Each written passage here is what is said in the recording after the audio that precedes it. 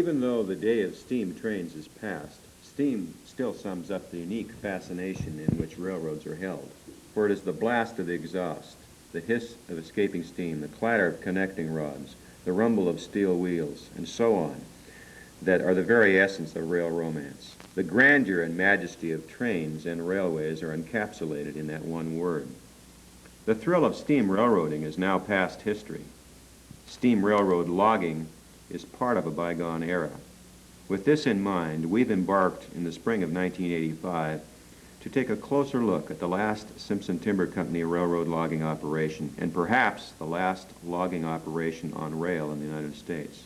For the sake of realism, we've left the sounds of whistles, couplers, cab noise, etc. to give you a feel of this modern-day operation which is destined to join the bygone era of railroading. Talley was originally named the Ed Elliott for the first superintendent of Simpson's Railroad and was renamed the Talley in honor of Mrs. Simpson when it was donated to the city of Shelton on May 22, 1959 as part of a Forest Festival parade. Talley was once again moved from Brewer Park, its location since 1959, to a strip in front of the post office on Railroad Avenue on May 22, 1983, in time for the 39th Annual Forest Festival, exactly 24 years to the day from the first move.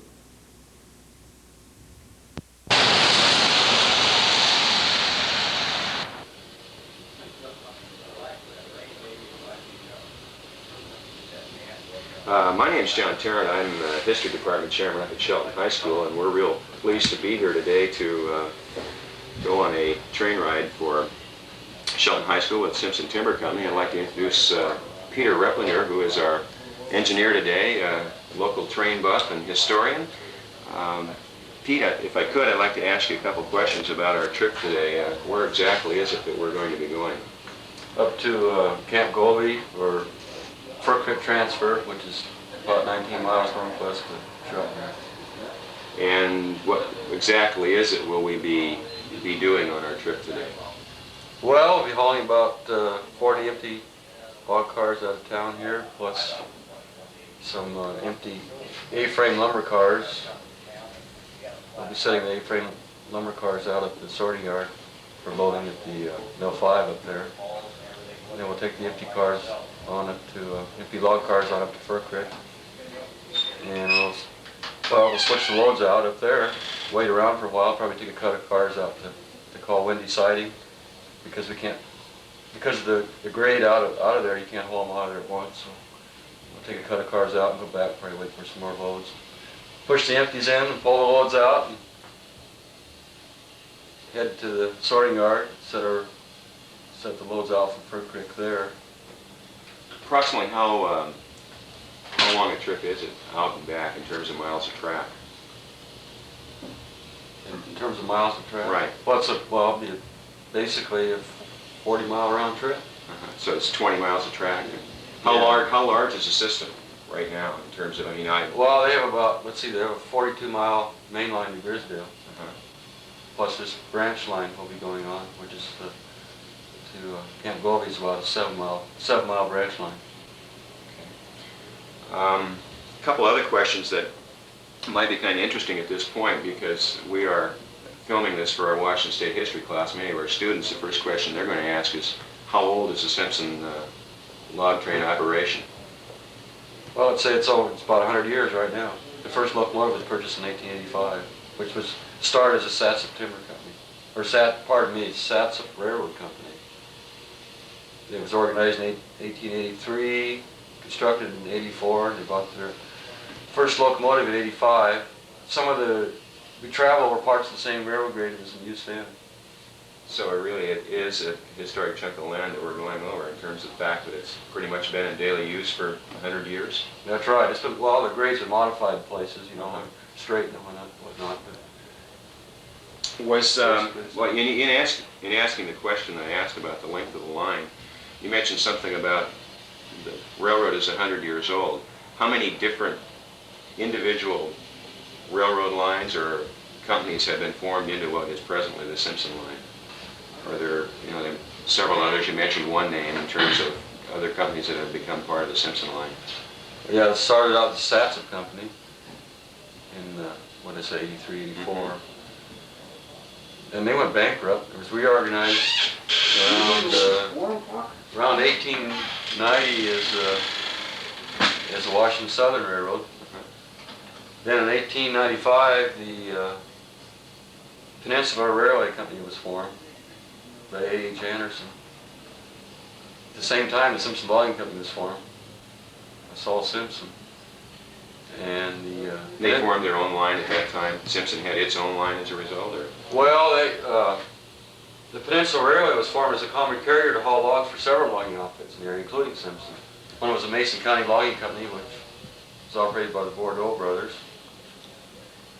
The Western Washington Logging Company, excuse me, was operated by Mark Graham. He hauled logs for them too. And then also, Saul Simpson had his start on the Blakely Railroad out of Camelchie back in about 1886. He actually started logging on the Blakely Railroad, which finally operated all the way to Camelchie. Then he contracted with William Renton of the Port Blakely Mill Company to build the railroad and log for him. And then by 1905, the Peninsula Railway actually connected with the Blakely at Matlock. And by then, he'd formed his own company, so he started shipping everything out on the Peninsula Railway to Shelton instead of Camelchie.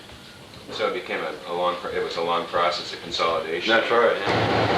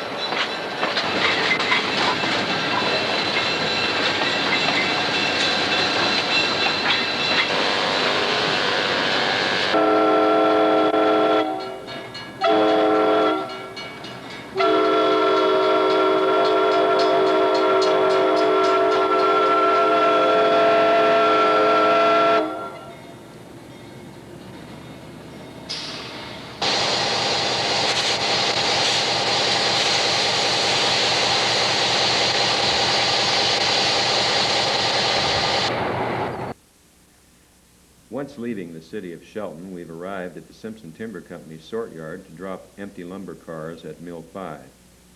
After making our drop, we've picked up empty log cars to take to Camp Gobi to pick up freshly cut logs.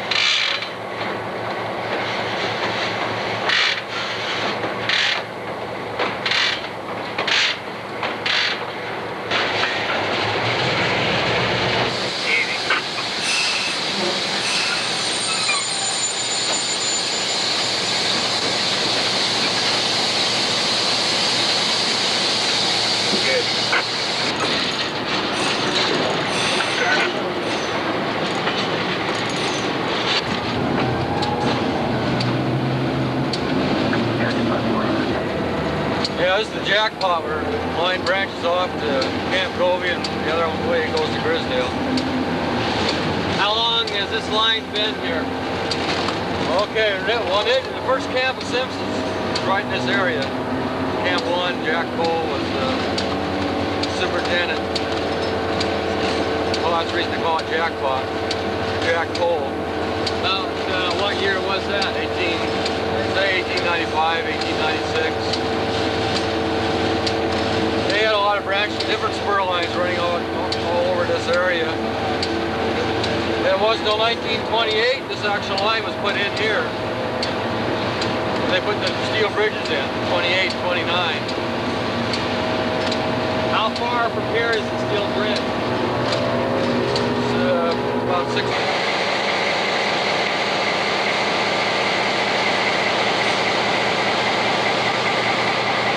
Yeah, they actually logged by rail. In other words, they didn't have any trucks hauling into the rail road at all. It's just direct spur logging by rail. Really, Probably a 4 or 5% grade going up there. Real nice there.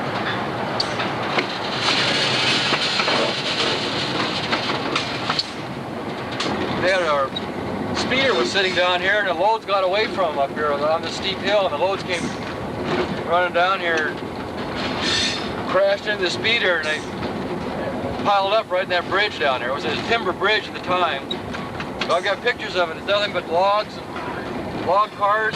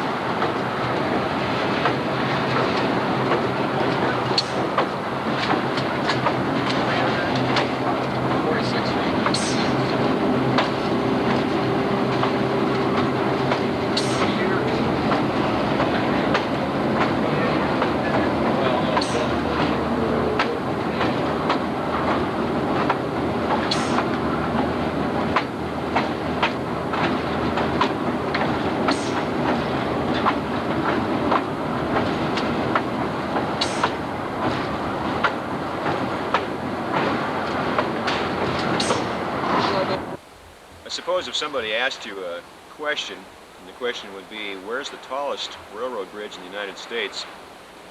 probably think someplace like the Rockies. Well, if you'll take a look around, you'll notice that you're standing, or seeing us standing on, the tallest railroad bridge in the United States. 300 plus feet above ground. It was built in 1928, maintained by Simpson Railroad Line. Shortly you're going to see a load of logs come over this bridge, and these gentlemen that work on this train ride down.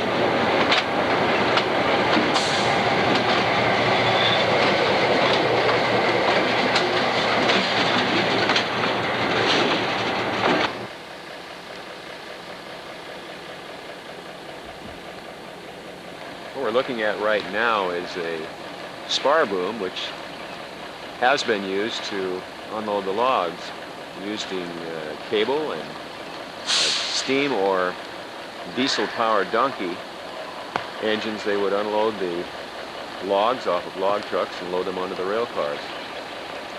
Presently, they are unloading the log trucks using a large hydraulic forklift.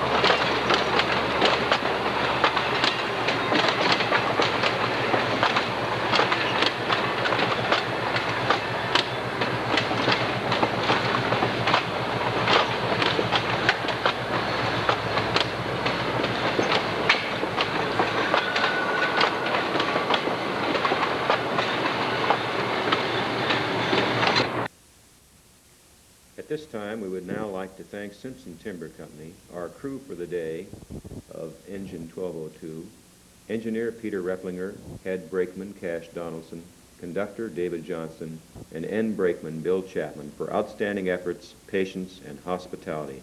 Thank you, gentlemen, for a job well done.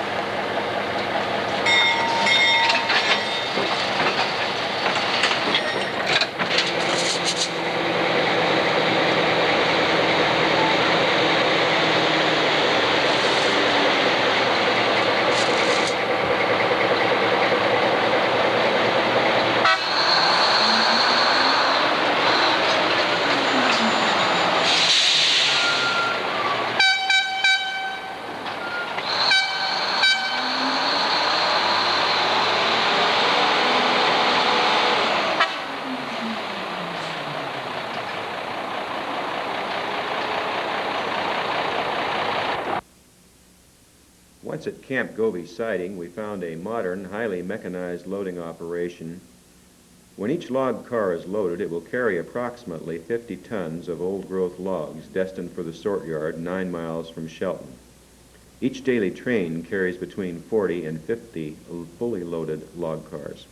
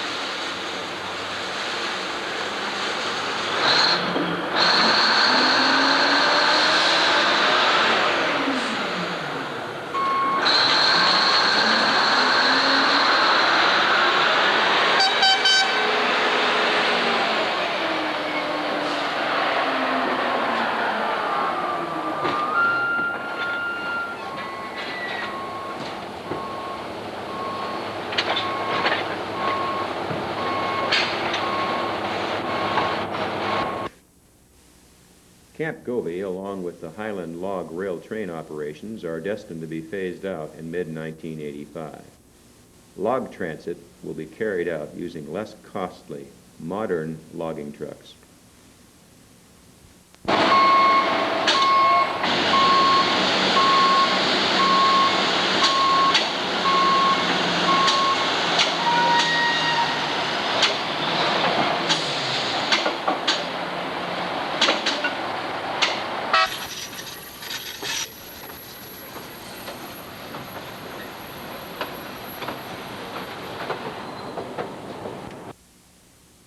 We're now starting our 12-mile return trip to the sort yard over the steel bridge with our 47 loaded log cars.